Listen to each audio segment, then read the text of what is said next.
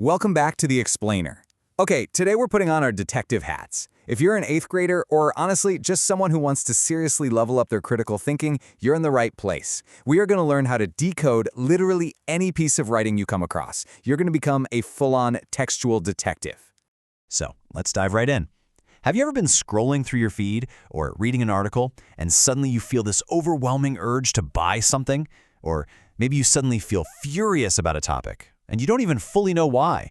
Well, are you being fooled by flashy words? Writers have hidden motives, you know, and today we're going to learn exactly how to spot them so you are never caught off guard again. All right, here's our roadmap for today's investigation. First, the target and motive. Then, why the audience matters. Next, hunting for textual clues, followed by case studies in action. Then it's your turn to practice. And finally, smart minds, good choices. Okay, starting off with Section 1, the target and motive.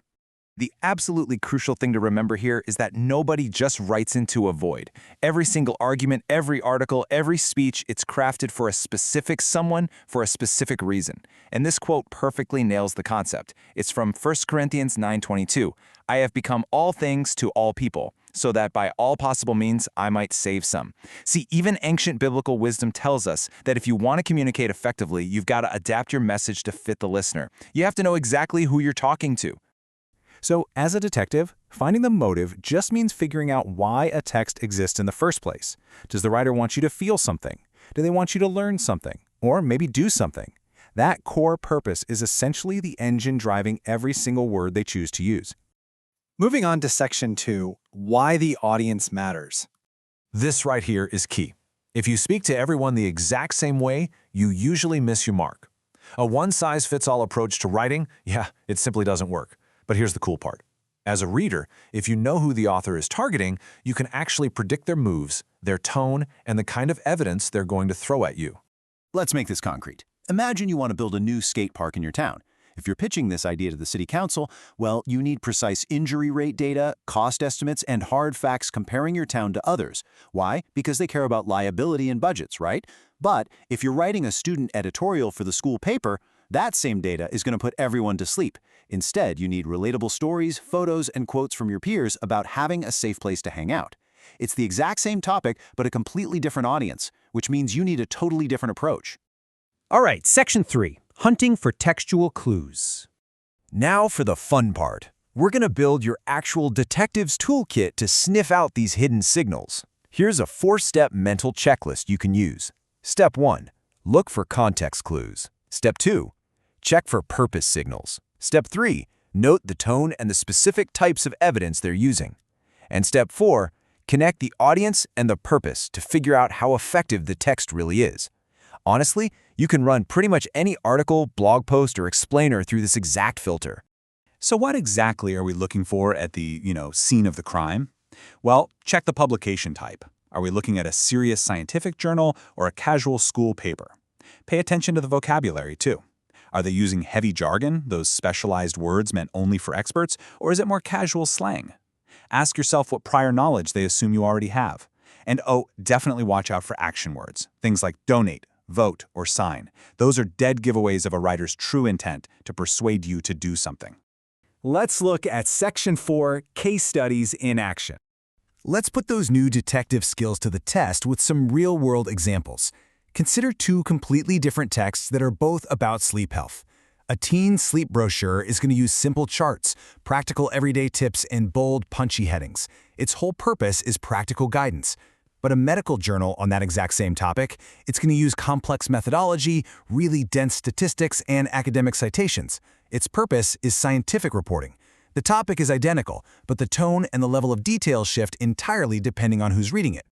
And here's another comparison that brilliantly illustrates purpose.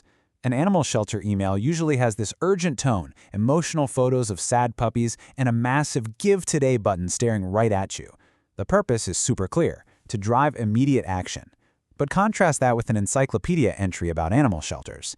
It's got balanced facts, a completely neutral tone, and absolutely no call to action. Recognizing this difference helps you judge both texts fairly. You understand exactly what they want from you, which means you don't get manipulated. Okay, Section 5, your turn to practice. We've covered the theory, we've looked at the evidence, now it's time for your fieldwork. Here is your official homework mission. Ready? Number 1, name 3 audience clues.